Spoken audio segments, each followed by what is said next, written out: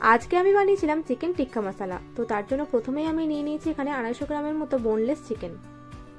চিকেনটাকে ফার্স্টে ম্যারিনেট করে রাখতে হবে, তো সেই জন্য এখানে আমি নিয়ে নিয়েছি টক দই, আদা বাটা, রসুন বাটা, আর নিয়ে নিয়েছিলাম হলুদ গুঁড়ো, জিরে গুঁড়ো, গরম মশলা, গোলমরিচের গুঁড়ো, আর এটা আমি দিচ্ছি কাশ্মীরি রেড চিলি পাউডার যাতে কালারটা একটু ভালো আসে, আর দিয়ে দিলাম স্বাদ মতো নুন, আর দিচ্ছি লেবুর রস, আর সবশেষে দিচ্ছি কাসুরি মেথি। তারপর চিকেনটাকে ভালো করে মাখিয়ে নিয়ে 30 মিনিটের জন্য ফ্রিজে রেখে দেব।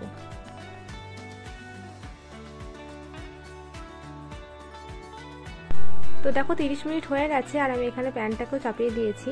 এরপর আমি দিয়ে দিলাম এখানে তেল।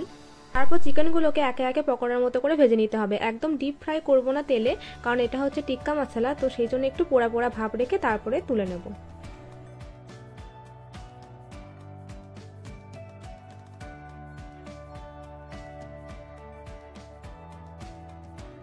তো দেখো একটা সাইড কিন্তু ভাজা ভাজা হয়ে গেছে।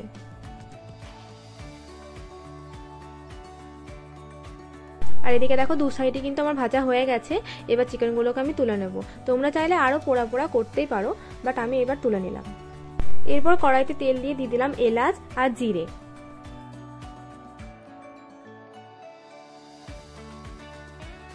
এরপর আমি দিয়ে দিলাম এখানে পেঁয়াজ। পেঁয়াজগুলোকে একদম কিন্তু গোল্ডেন করে ভাজবো। দেখো ভাজা হয়ে গেছে আমার পেঁয়াজগুলোকে। এরপর আমি দিয়ে দিলাম এখানে আদা রসুন বাটা।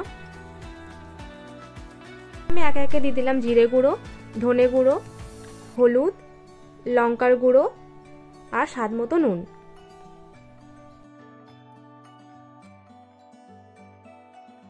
এরপর আমি ভালো করে মশলাটাকে কষবো যতক্ষণ না কাঁচা গন্ধটা চলে যাচ্ছে। তারই মাঝে দিয়ে দিলাম আমি কাশ্মীরি রেড চিলি পাউডার আর একটু লঙ্কার গুঁড়ো,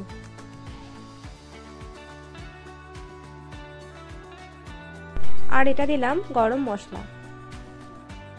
তারপরে ভালো করে কষে নেওয়ার পর আমি এখানে টমেটো কেটে রেখেছিলাম, তো সেটাই দিয়ে দিলাম।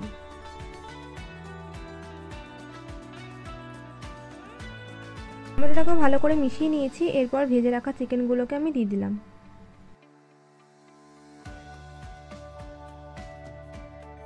এখানে আমি একটু দিয়েছিলাম ফ্রেশ ক্রিম, তোমরা চাইলে এটাকে দিতেও পারো, না দিতেও পারো। এরপর দিলাম একটু কাসুরি মেথি। এরপর সামান্য একটু জল দিয়ে আমি ঢাকা দিয়ে দেবো 10-15 মিনিটের জন্য।